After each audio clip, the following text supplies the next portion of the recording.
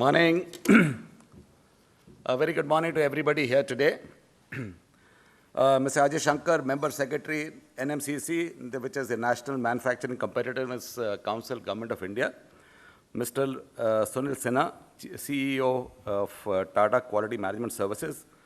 Mr. Nirmalya Banerjee, he is the Senior Principal Consultant, Breakthrough Management Group International. Mr. R.C. Jain, who is the former Group Vice Chairman of Aisha Group. Eminent speakers who are present here today, distinguished delegates, ladies and gentlemen. On behalf of CII, I welcome all of you today to a very, very interesting session that you're going to have today on Manufacturing Innovation Conclave. We have some very eminent speakers today, and we are delighted to have all of you here with us today. I would like to extend a special welcome to our chief guest, Mr. Ajay Shankar, for accepting to be with us. And I must tell you something about Mr. Ajay Shankar. This is 2008, 2009, when the Lehman crash took place. And he was a secretary DIPP, and we approached him, and in fact, he called us. He said, there's a global meltdown that's taking place.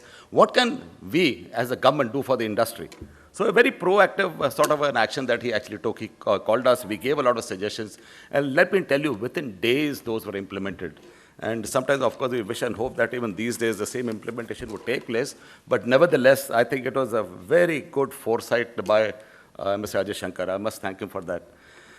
Today, we have a panel of eminent speakers, both from India and overseas.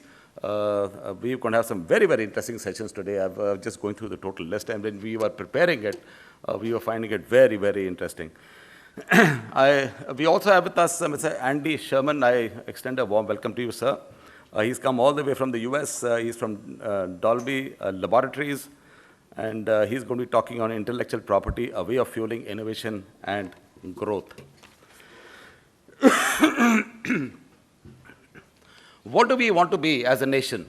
I think this is one question we should ask ourselves. Do we want to be China, factory of the world, or do we want to be Germany of the East? We know in China, they produce anything and everything for the world.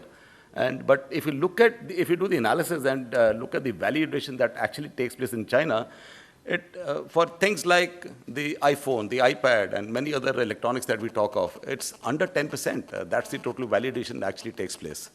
Or we want to be Germany of the East. We all know what Germans stand for. You pick up any German product, we know it stands for quality. It's top quality, and we also know the manufacturing efficiency that the Germans have. And above all, we know of their technology and innovation. I think India, we need to look at the way Germany expanded the capacities, their innovation strengths, and also we must also take the same direction rather than just produce. The labor arbitrage is not going to last for too long. So I think it's got to be innovation which actually is going to play a role. CII has been focusing on competitiveness through various activities, and now a lot of work has been done in R&D and training people on innovation. We have a lot of workshops which are held, and we do invite a lot of speakers on this, and there's a lot of excitement which is around this. We need to be competitive, and to be competitive, we need to innovate. As we know that innovation and competitiveness go hand in hand. And innovation can mean anything. It's not necessary that we got to have a new product which is developed. That could be part of the R&D. But innovation could be in a process, could be in manufacturing, it could be any activity that we perform on a daily basis. So the idea is to find a better way of doing a thing. And also new products, which would also result in R&D. And if you look at the spend that the various countries do, Israel as a country spends about 4% of the GDP on innovation. Germany and France, they spend, and the US, they spend about 3% of the GDP on R&D as a country. And if you look at China, they spend about 1.5%, and the target is 2.5% in the next couple of years. I think next 4 or 5 years, they want to go to 2.5% of their total GDP. And their GDP is much higher than us. And the companies in these countries normally spend 3 to 4 times whatever the government is spending on R&D. Whereas in India, our government spends 1% or less than 1% in R&D, and the companies spend even half of that. So we are not an innovative nation as a character, but we are entrepreneurs nevertheless, and we can actually adapt it, adopt it, and actually go forward into that. And to become innovative, I think we need to, the companies need to increase their spend on R&D and on innovation. And in the auto world, we have divided R&D into RTD. And R is, of course, for the basic research that you do with academia and the research centers. And T is the technology, where we all need to master. That's where I think our spend should actually be put in, and that's where we need to focus in. And development, a lot of companies in India have done a lot of work in development, and I think I will never say we mastered it, but there is always a better way of doing the thing. But we have done fairly well as far as development, but technology is one thing that we are lacking, and that's where the focus is required to be. Our government is also encouraging this by giving tax breaks of almost 200% on whatever you spend in innovation and R&D. And to stimulate further the private sector investment in R&D, CII, along with the Government of India, and that is represented by the Department of Science and Technology, has initiated an innovative pilot project which is known as GITA, which stands for Global Innovation and Technology Alliances.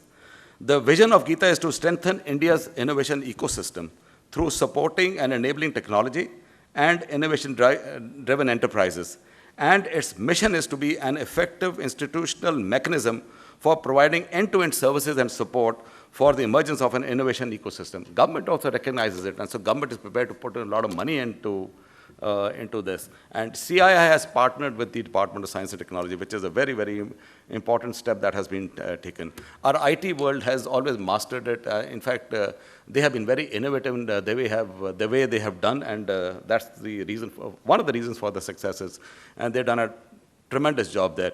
We in the manufacturing industry also need to learn from them, pick up whatever they have been doing in the past, and also start adapting and adopting whatever can be done for innovation, so that we can become a solution provider to the world, not just suppliers to the world. Ladies and gentlemen, we can do it, and we have all the potential to do it. I think we should really go for it. Today's conclave is another step by CII to focus on this important aspect of the industry to achieve excellence through innovation. There are going to be very interesting sessions. I hope there's a lot of interaction. Please do interact with your fellow people around you, and also the speakers who would be here. And I'm sure there would be a lot of learning that would actually come from today's sessions. With these words, I would like to once again welcome all of you to today's session. And I would now invite Mr. Nirmalaya Banerjee, who is the Senior Principal Consultant, Breakthrough Management Group International, the knowledge partner, to introduce the theme of the conference. Mr. Banerjee.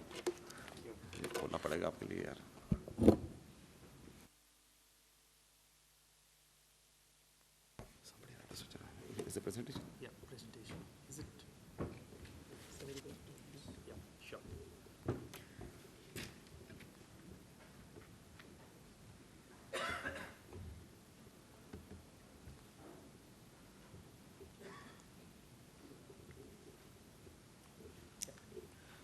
Very good morning, delegates.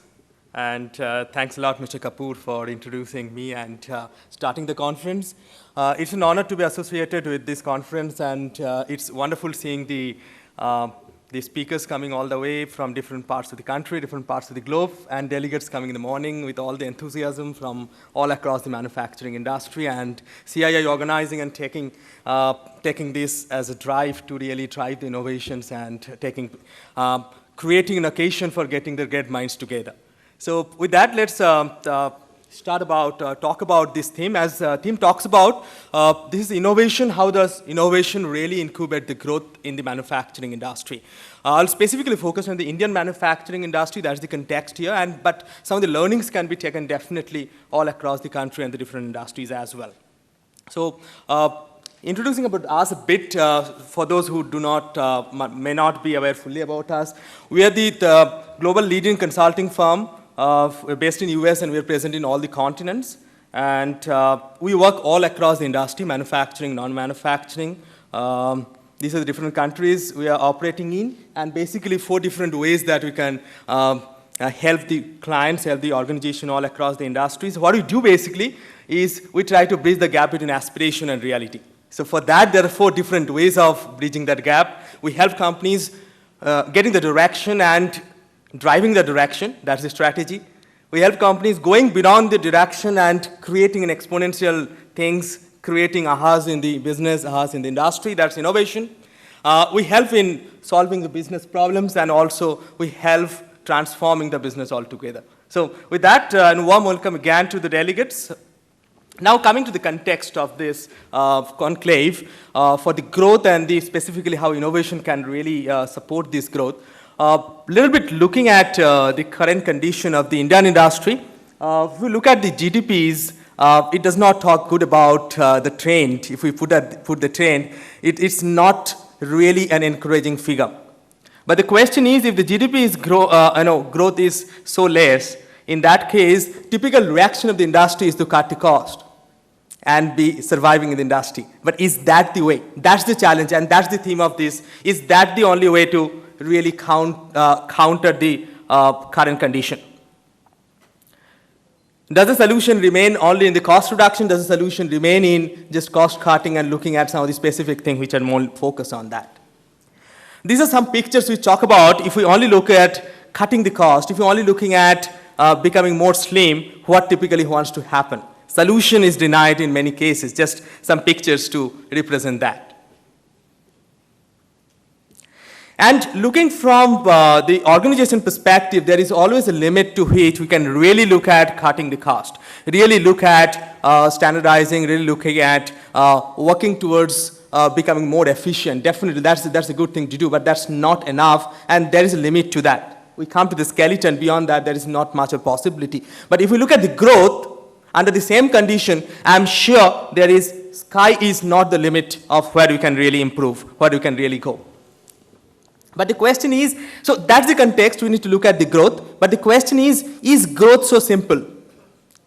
If we talk about growth, that's nice to talk about. It's obvious that we need to look at the growth, but how to really look at the growth? That requires a different thinking mechanism, and that's what we have the eminent speakers here talking about. We'll learn from their experiences, we'll learn from each other, and maybe come to a consensus, get a lot of learning from here, and maybe implement in our respective companies. Some specific figures.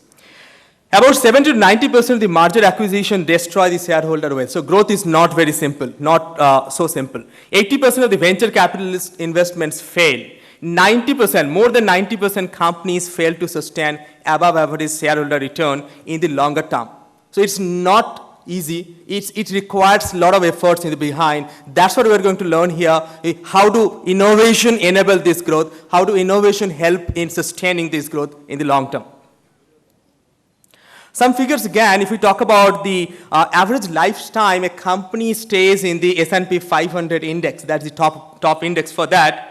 If we look at, in 1958, this used to be 61 years, a company on an average used to remain in the S&P 500 index. 1980, this has come to 25 years. 2011, this has come down further to 18 years. That's something we need to be thinking about. That's something we need to be preparing ourselves to be. So being on the top may not be easy, but can be achieved, but being on top on a long-term basis requires a strong forum and strong foundation of the organization. How would innovation bring that? How would innovation enable that to happen for the Indian companies and all across the globe?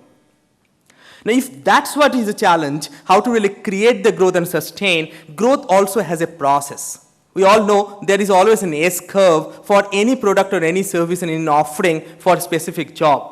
And this follows a continuous evolution from one S-curve to the other. Question is, are we knowing where exactly in our product S-curve or solution S-curve we are? If we are reaching the maturity, unless we anticipate that and start creating our own growth curve, somebody else will create that and we would only be an onlooker.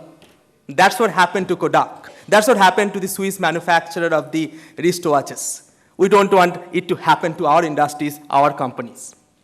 And for that, growth requires a structure to look at. There are 4 different strategies of the growth. We only look at maybe core market growth where only improving in our own industry, some strategies and making that happen. There are 3 different ways of looking at the growth. I'm not going to the detail. We'll hear from everybody, but there is a disruptive growth. That's about bringing something which is not possible in the current context. That's if I talk about budget hotels. That's what if I talk about budget airlines. If we talk about whenever there is a constraint where some of the possible users of the solution are deprived of, I'm providing that today. So that's a disruptive growth. Third thing is related market growth. I'm in a specific industry, I have a capability to extend further in a supply chain integration or in related categories. That's another opportunity of the growth. And fourth thing is a blue ocean area where we have a capability, there is no provider. Customer is waiting for somebody to help them. That's what Steve Jobs did. That's what Apple does. That's what many other companies in India also tries to do. That's what Arvind Eye Care is all about. So we need to look at a holistic perspective of the growth. We need to have a holistic process to sustain the growth and really question and challenge ourselves rather than looking at the competition. And that's the thinking process. Mr. Kapoor was talking about the spend on the R&D. We can do any spend or anything, but if the thinking process has not changed, if you have not started thinking differently, any spend may not really result in the investment is not worth of that, okay? So something we will try to talk about just to orient our mind towards this in the early morning. If you always do, we all know this. If you always do, you have always done, then you'll always get what you have always got. We are trying to go one step before. Why in the world that we continuously do the same thing which we have been doing for long? It's because of a thinking process. If we always think what you have always done, we would inevitably continue to do what we have always done, and then nothing will change. So change has to happen not in doing, change has to happen in the thinking process. And that's what innovation will try to bring in. Some challenging questions. We talk about voice of customer is important. But let's hear from Steve Jobs. Let's hear from Henry Ford. They challenged that. They brought something different. What Henry Ford talks about, that if I had to go to the customer and ask for what you really require when automobile was not an entity, not known by anybody, they would have asked for some faster running horses. Had we contained there, automobile might not have invented ever. Similarly, Steve Jobs talks about, don't think too much about the customer. They may not be knowing. It's our responsibility to go beyond and provide that. That's the innovation is all about. Challenging the current status quo and creating something where everybody will love it. And it requires a different framework, and that different framework of innovation has different aspects. I'm not going to detail. First is the value creation model is different. We move from product, and from there we move into the job and the solution. We have the context. In the second half, we will talk about that. Many eminent speakers are going to talk about how to really move from product to the solutions. There, how the business outlook is going to be changing, how the business model is going to be changing, how the intellectual properties are going to sustain that. We'll learn from many eminent speakers there. This thinking process also looks from ideality. It's not a positive process. This is a backward process. We look at the ideality, and if ideality is not possible, then only we compromise, not starting from baseline. And which questions and which challenges people to go beyond their psychological inertia and bring something which is considered to be impossible in today's industry. Some specific differences between the traditional innovation is driven by job, it's driven by outcome expectation, not the quality alone, and it's starting from ideation and ideality. And that happens through something called, we offer something called a rapid innovation event, which really drives everything together. And that's a process to that. This is there in your booklet. You can go through that, and that's a methodology which we have developed in BMGI, D4 methodology, to make that happen. Now, what's the result of that? This picture is something which we can very well refer to every time we look to the innovation, we look to the growth. We have been continuously growing and continuously trying to make an improvement on process. But the result of that is what we see here, two curves. If continuously doing improvement projects, operational excellence or something driven by the domain and continuous strategy implementation and everything, we grow definitely. But innovation, thinking-based improvement is what we are seeing in the green cup. That's what we are trying to imbibe on. That's the theme here, how really we can challenge ourselves, we can create a different growth trajectory for all of us. And keeping that in mind, let's learn from all others, all eminent speakers, and contribute ourselves. Let the learning begin, let the new practice begin, and with that hope, I ask Mr. Kapoor to come on. And wish you all the very best. We will have an enjoyable session. Thank you very much. Thanks for your participation.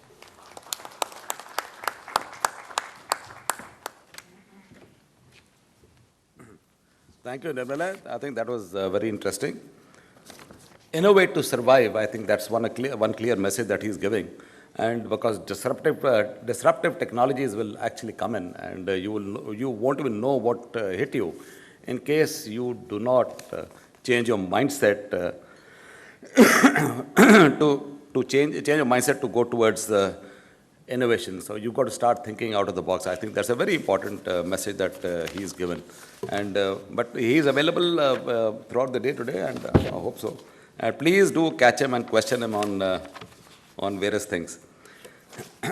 May I now request Mr. Sunil Sinha. He is the CEO of Tata Quality Management Services to give the keynote address.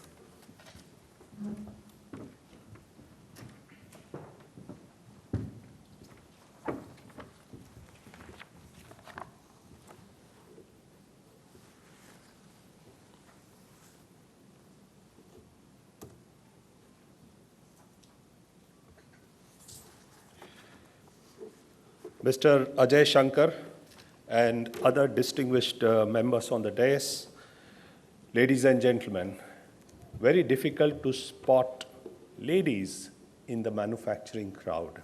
I was wondering that this mix needs to change very, very fast. A very good morning to all of you, and I am deeply honored for this opportunity to participate in this prestigious manufacturing innovation conclave organized by CII. And I would also like to congratulate the organizers for choosing such an apt theme, which is competitiveness through innovation in manufacturing. But the bad news is my two previous speakers have demolished half of my speech. They told everything that I wanted to say about innovation. But the good news is I'm going to share about what's happening on innovation in Tata that they could not demolish. So in the next 15 minutes, I would like to share the story, the innovation at Tata. And I believe that the drivers of innovation are sector agnostic. What works in one sector also works in another sector. And that's at least has been our experience in Tata Group, where we are driving innovation in multiple sectors like IT, manufacturing, auto, hospitality, communication. And the spirit in which we drive remains the same. Tools and techniques may change. But before we talk about our experience, let's quickly look at the world view on manufacturing. And I would like to present 5 mega trends on manufacturing. First, manufacturing share in the global GDP is almost 16%. This is the recent McKinsey study. And if you look at developing nations, BRIC countries, you will find that they are moving up in manufacturing, and Mr. Kapoor challenged whether we want to be Germany of East or we want to be China, and that's a debate we need to have. But the point is, India's share in the GDP is 16%, and India is committed to increase this share from 16% to 25%, and that's a huge opportunity for improvement. And I completely agree with my friend that this is not possible by cost cutting, but this will be possible by creating new opportunities, new products, new services, new business model, and thereby growing our businesses. The emerging view of manufacturing is also changing in the world, and now it includes service-like activities such as R&D, design, logistics, procurement, and after-sales, IT, etc., etc. And therefore, 30 to 55% service jobs are sitting in manufacturing today. So the differentiation between service and manufacturing is blurring. And one very good news about developing nation is that in the next 15 years, nearly 1.8 billion people will enter global consuming class, which will drive growth in developing countries like India and China. And we hope that this will provide a great opportunity for improvement. To my mind, all this would be possible only by keeping innovation at the center of the strategy. Now, if you look at companies in our countries or even world over, this piece is something which is not prevalent in most of the places, innovation at the center of the strategy. And I'll talk about it a little later in my presentation. Let's look at some of the mega trends on innovation. And after 2008-9 global meltdown, innovation has returned to prominence. And many studies have revealed that companies are willing to spend more on innovation, and their satisfaction with the return on innovation is inching higher. So there is a willingness. The CFOs will release money for innovation. That's a good news. But the bad news is that risk-averse corporate culture, lengthy product development times, and inadequate measurement for improvement are some of the weaknesses which continue to come in the way of driving innovation. Also, when we look at the innovation maturity in the world, one would notice that companies mature from inward-looking innovation, and I see a lot in Tata company, especially in manufacturing area, a lot of inward-looking process improvement-related innovation, process-related innovations are taking place. But in a matured economy, they move from inward-looking to market-driven and finally business model innovation. So with this background, I would like to share what's happening on innovation in Tata.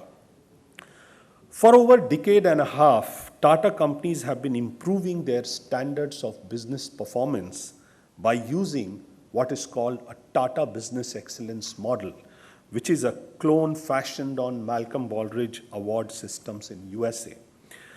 This model provides a criteria and framework that Tata companies use to embed competitiveness and performance excellence, and in simple terms, it helps to close taps on all kinds of inefficiencies in the company in order to become world-class. And this has been in practice for last almost 20 years, and while TBM has helped many Tata companies, I would say not all Tata companies, to become customer and performance oriented, 5-6 years back when we looked at leading companies in the world, we found that there is one difference, and that is they think, they aspire, they question, they dream, they dare, they experiment, and most importantly, they innovate very systematically. And this prompted us to look at innovation as a strategic option in Tata Group and do something very special about innovation. In 2007, we set up something called TGIF. It's not, thank God, it's Friday. It's Tata Group Innovation Forum, which is chaired by one of the directors of Tata Sons. And the purpose, the objective of this forum was to amplify the message on innovation, encourage Tata companies to create an environment for fostering innovation, advise them how to improve innovation capability, and create a group-wide evangelists on innovation. So that was a lot of objective, and we didn't know where to start because 6 years, 7 years back, innovation was like Six Blind Men and the Elephant story, and people used to think process is innovation, some thought absence of process is innovation, some thought serendipity is innovation, some thought creativity is innovation. And we were also equally confused that where do we begin? Seeing is believing, and we thought we will go and see some of the best companies in the world and see how they drive innovation. And we looked at companies like Microsoft, Intel, HP, 3M in the United States, and also looked at companies like Toshiba, Nissan, Fujifilm, and Hitachi in Japan, engaged with experts like Clayton. He's one of our innovation gurus. People like Henry Chisborough, who is the father of open innovation in the world, Julian Birkinshaw, Bill Uchi, and James Canton. And then we identified there are 5 factors, and these are the factors that we identified in Tata Group. This may be 7 factors in some other company, and so on and so forth. And we identified that 5 factors, or 6 factors that drive or will drive innovation in Tata Group, and they are represented in form of an acronym DIRECT. Since Mr. Kapoor talked about TDR, I thought RTD, I will also talk about DIRECT. So where D stands for democratizing innovation, I stands for insights leading to innovation portfolio. R stands for risk-taking, big, hairy, audacious goals. C stands for collaboration. And finally, T stands for tools and technologies. And I'll elaborate a bit about all these factors. We believe that traditionally innovation has always been in the DNA of Tata Group. And there is a story often told in the corridors of Bombay House that when J.N. Tata, founder of the group, wanted to set up a textile mill in Nagpur, much to the dismay of experts who felt that weather in Nagpur was hot, dry, and therefore not appropriate for textile mills. To all of them, Mr. Tata said, "I will import weather conducive for textile mills in Nagpur." And he did exactly that. What he did was he set up sprinklers all over the plant and installed proper ventilation and humidifying apparatus, making Impress Mill, which was the first cotton mill, a great success in Nagpur, and that was the first innovation that we see in Tata Group in late 19th century. So our challenge 5 years back was to expand innovation outside the boundaries of R&D. Inside the boundaries of R&D, innovation always exists, but the challenge was to empower line managers to innovate, that is to take innovation across functions and across hierarchy. And so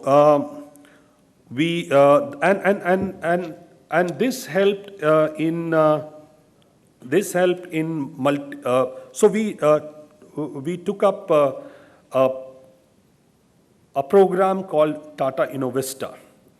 And Tata Innovista was started 6-7 years back, where we invite line managers to showcase their improvements in different regions where Tata exists. And the best of the regional innovations are then taken to the group-wide competition, and the best of the innovators are recognized by the group chairman. This has not only helped in energizing the innovators, but also it has helped in multiplying innovation in the last 6-7 years. As you can see, when we started the journey from Tata Group, which used to be 300,000 members of family at that point of time, we got 100 innovation. Today, we are getting 3,000 innovations every year, some successful, some failure, and that's how the number of innovations are growing. Another very good example of democratizing innovation is from our watchmaking company, jewelry making company, Titan. And my colleague is here, and I talk a little bit about Titan School of Innovation, School of Management at Titan. What this does is that this school has been designed as an internal college for innovation within Titan. The management structure and curriculum is similar to that of a college. It has a principal, it has HODs, It has defined course content, and line managers or supervisors, they are the students, and they join the Innovation School of Management for a period of 6 months. They take up 4 modules, they take up a challenging assignment, and at the end of the day, they have to crack that problem and innovate something new. And at the end of it, they are given graduateship in innovation, which is something which is taking innovation out of the boundaries of R&D.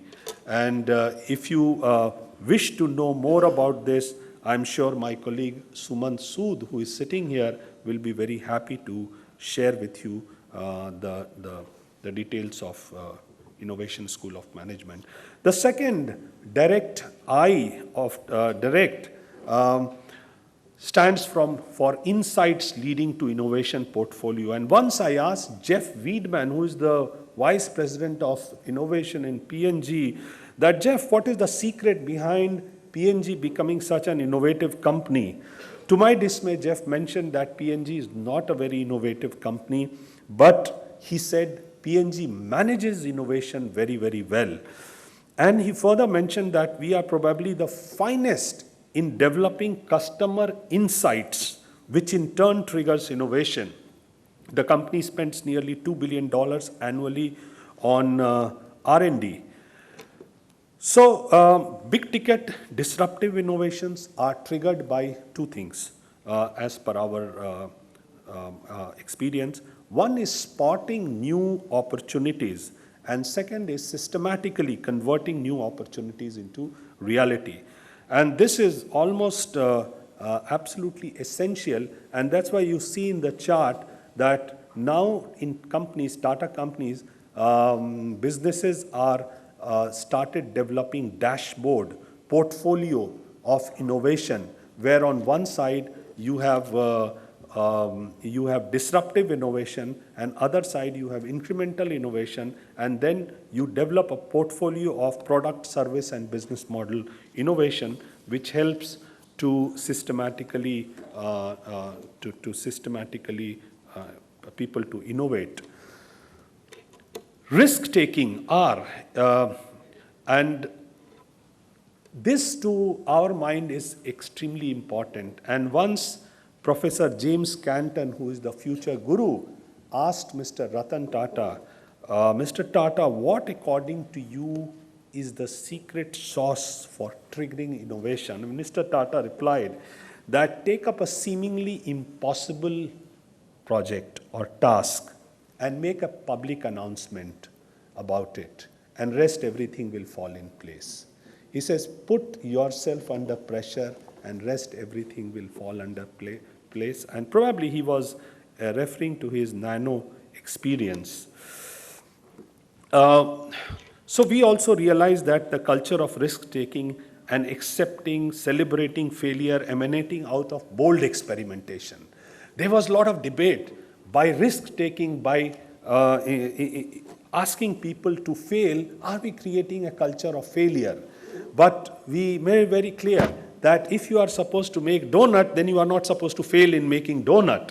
But if you are taking some bold experimentation, then failures are okay. And with this view, we instituted an award called Dare to Try. And every year, we invite people to share their failure stories. And the best failure stories are given a trophy. And the best failed managers shake hands with the group chairman because they tried to do something extraordinary and they failed. Doesn't matter. Earlier, the failures used to be swept under the carpet. Today, failures are celebrated. First year, we got 3 stories because people thought that that will come in the way of their performance bonus and increment and salaries and things like that. Today, hundreds of failure stories are being discussed. Now, the best thing is these failure stories are gold mine for success. They failed very often because line managers didn't support those projects, because they got threatened. They failed because market was not ready. They failed because technology didn't support them. And today, the same failure stories have started converting into successful product. And we have a terrific story this year when a failed story of last year in Rallis, I don't have much of a time, but offline we can discuss, was converted into a roaring success product this year, where another team tried to convert that into a product thing. So dare to try is something which is very important for creating a culture of risk-taking.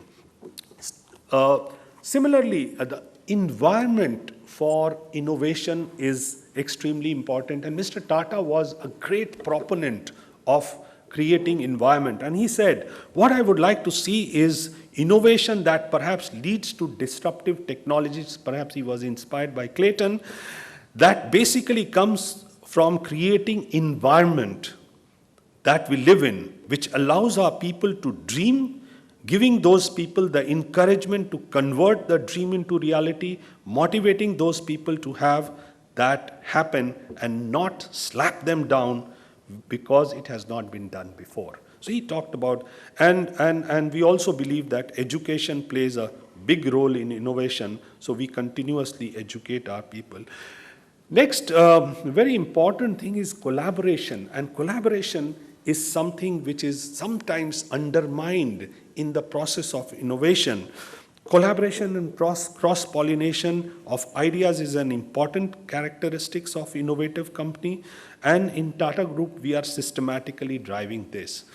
We have a program called Challenges Worth Solving, and in this, companies throw challenges to other Tata companies through a platform called Tata Innoverse, which is a crowdsourcing platform, and give the line managers 6 to 8 months to crack that problem. And one very recent example of that is, again from Titan, very innovative company, that they have an eyewear division where they wanted to create a differentiation, and they were not finding differentiation as compared to their competing organization. So they threw a challenge, how can we create differentiation?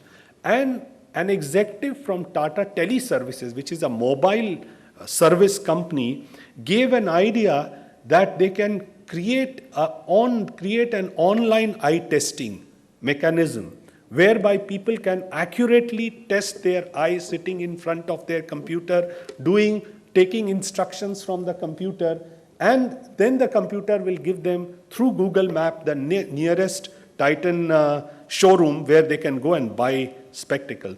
Now this has created a huge interest in the marketplace, and I guess Titan is benefiting hugely through this program and creating differentiation. And finally, the last thing is, again, tools. We need some tools, and in our group, we use a tool called Innometer. An Innometer is like a thermometer, which you stick it in a company or in a division, and it tells you how innovative is this division or this company. This tool is based on the work of Professor Julian Birkinshaw, and it measures innovation culture, innovation process, and how strategic is innovation in this company. So we continuously look at the Innometer score of various company, and it creates a restless competition within the company, that how come that division is high on Innometer and we are low, and helps people to improve continuously. Having said all that, we believe that we have made some beginning and we have a long way to go. We still need to catch up with companies like IBM, Apple, Google, Microsoft, etc., etc. This is just a baby step we have taken, but innovation is getting the center stage in many Tata companies. So to conclude, I will once again say thank you for the opportunity and good luck. God bless. Enjoy yourself.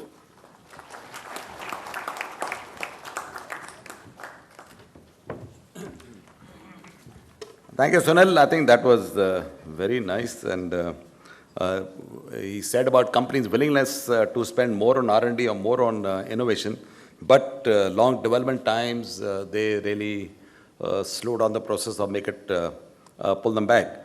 But meet the aspirations of people, because the life cycles of products are getting shorter and shorter, and we need to sell a dream, and we need to find new innovative methods of. Then he spoke about direct. I think that was a very good process that Tata Sons is following, and I think we can learn a lot from that. And then he spoke about risk-taking, dare to try. I think that's a very important thing. Dare to fail, I think that's, one must add on to that. And because you could be ahead of time, your product could be ahead of time, or like he said, it could be because of the supervisor who doesn't support you, and the technology is ahead of time. So a lot of things can actually happen, but do try, do innovate, do take the risk, and even if you fail, it is said that I think over 90% or 95% of the innovations actually fail, or they are ahead of time, but one day they see the day of light, and I think it's important that we continue with this. So mindset change, innovate, spend on innovation, go for innovation, become an innovative organization. I think that's the message that is coming through. And I come to our chief guest, Mr. Ajay Shankar, who's Member Secretary, NMCC, National Manufacturing Competitiveness Council, Government of India. He is a master in political science, and from there he went to the US, he went to Georgetown University to do his master in economics, and he's a 1973 batch IS officer, and he's been through various departments, Ministry of Power, and he's been part of the Planning Commission and many other, and as I remember him as DIPP chief, and he actually supported the whole industry. Mr. Ajay Shankar.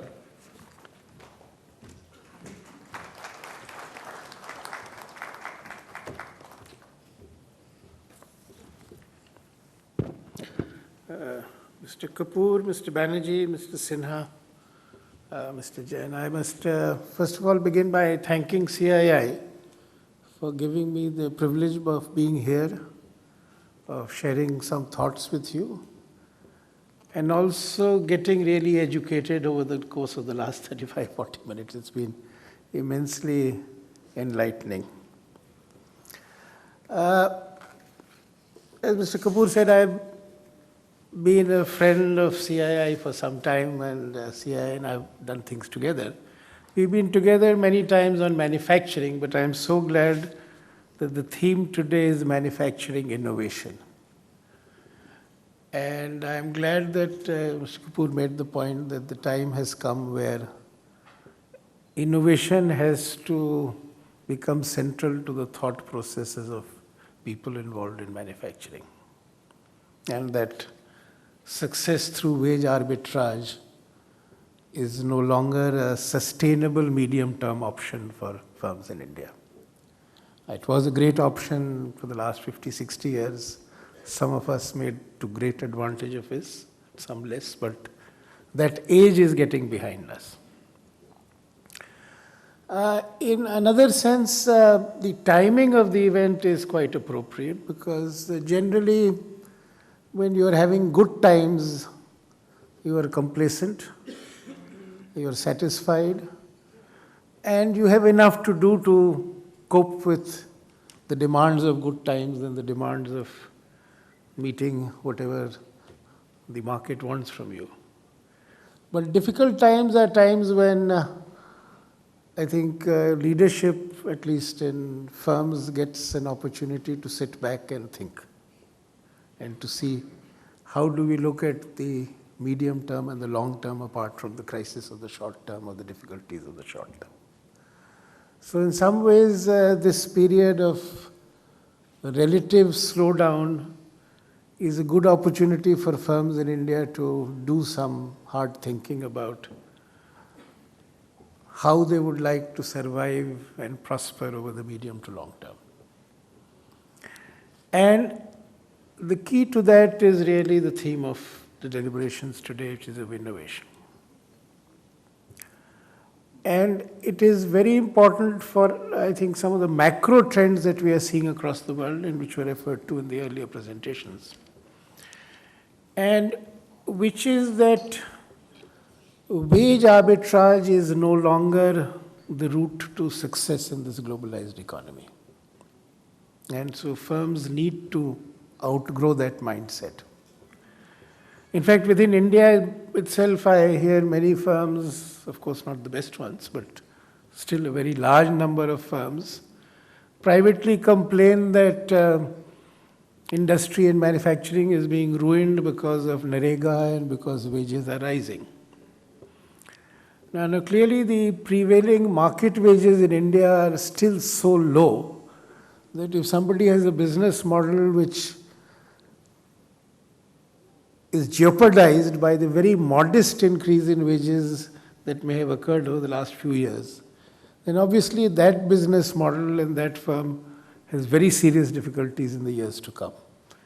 A reference was made to China in one of the remarks, and the fact of the matter is that Chinese wages are a few times ours, and still it remains a great manufacturing hub.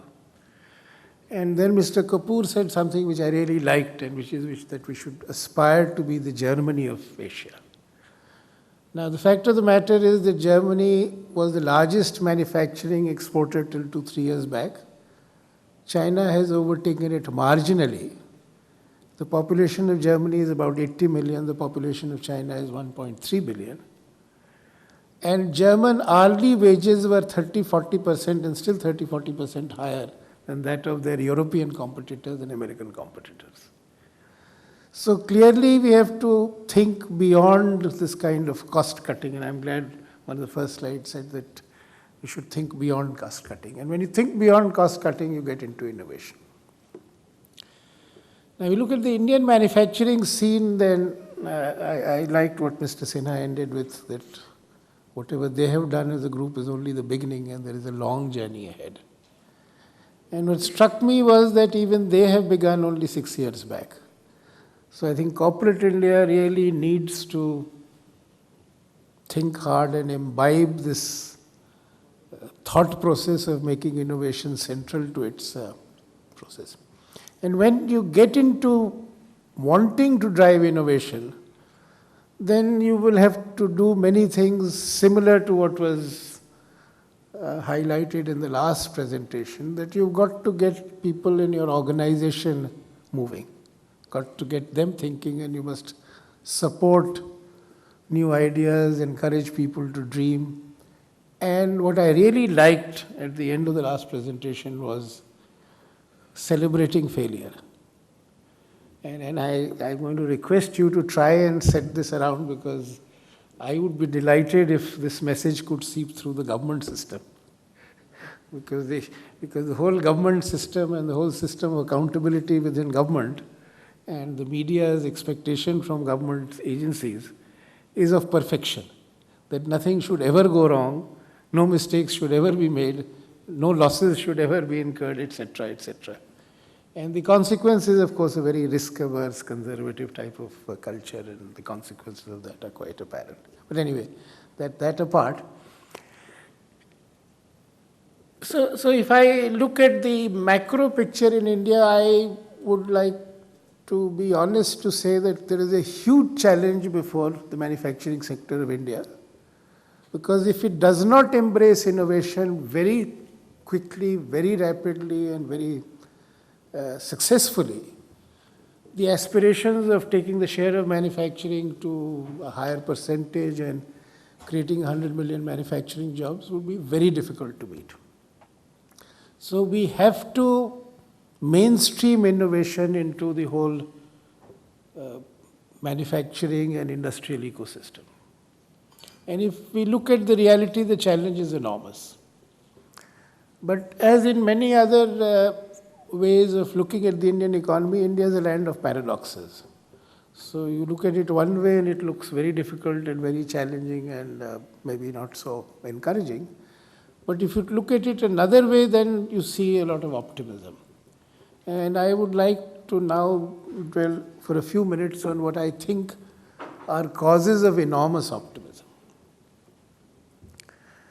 The first is that we look at the globalized economy as a whole, and global MNCs and Fortune 500 companies.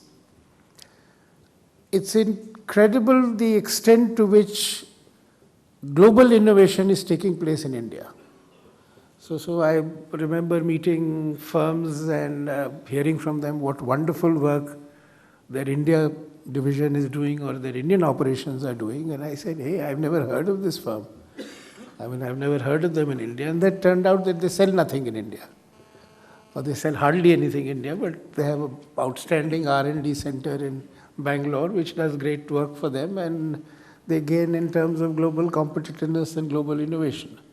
So over the last 10, 15 years, we already have an ecosystem of extraordinary innovation in the innovation being done for global Fortune 500 companies, etc., out of India. So the ecosystem, the talent, the ability of young people to innovate is already there in India.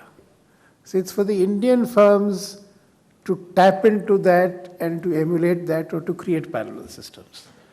Now, if you have an ecosystem, you have a culture, you have young people who are doing great things, then it's very easy for any firm in India to try and do that and succeed quickly. Because if you had nobody doing innovation in this country, it's very difficult. But you have, I think, an outstanding environment in which outstanding innovation is already taking place with great success. So that's a cause of great optimism.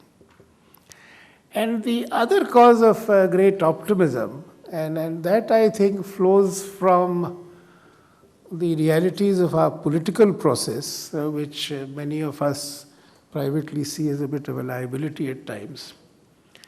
And that is the way our political process moves and the way our media has moved over the last few years. It has encouraged and created a mindset in young people where they are questioning everything and questioning and are being critical of all established processes, ways of doing things, and so on and so forth. So, willy-nilly, whether we like it or not, we have a young generation which is willing or is normally questioning settled ways of doing things and questioning settled assumptions.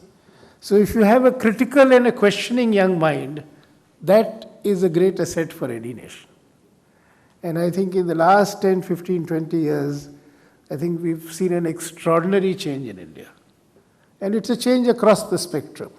So there is a young generation in their 20s entering the workforce, which is critical, analytical, questioning in a way which my generation was not, and even the subsequent generation has not been. And that is the generation from which Indian industry is drawing its employees. And therefore, top management has to look at this talent and see how you get the best out of it. The corresponding change is that it's a globalized mindset, thanks to the internet revolution. So young employees are far more aware of what's going on in the rest of the world, in their areas, in other areas, than earlier generations in India were, because we didn't have the net. I mean, you had to be very privileged to be able to go to some library and read anything published overseas which was contemporary. Today you go to Google and you get almost anything. So there is this extraordinary talent and ability in the young force which is entering the firms. The third positive thing is that I think last 15, 20 years, thanks to liberalization, thanks to globalization, the manufacturing sector and Indian firms have faced very difficult challenges. And those who have survived and are doing well have learned to cope with competition and challenges. They're much tougher. So I think if I say Indian industry, Indian manufacturing, Indian firms today are much tougher than they used to be in the 80s or early 90s. So once you are tough, then it is easy to cope with the challenge and to succeed with innovation than earlier time when you were not really used to coping with tough challenges. So that's another cause of optimism. And when I look at this toughness that is there, then added to that is a strong tradition in all Indian firms and entrepreneurs. And I liked Mr. Kapoor in the beginning when he talked of entrepreneurship, because there is that other kind of innovation which is inbuilt into businesses and firms and the environment, and which is quite fashionably celebrated as jugaad. So at one level, down the line, people are attitudinally and instinctively innovative. And so that's a natural strength to which all organizations firms can tap into. And I think it's good to try and tap into it and recognize that strength, because that even managers from overseas who work in India recognize that when there is an unforeseen problem and whatever you want to do, the likelihood that the working cutting edge level of an Indian organization will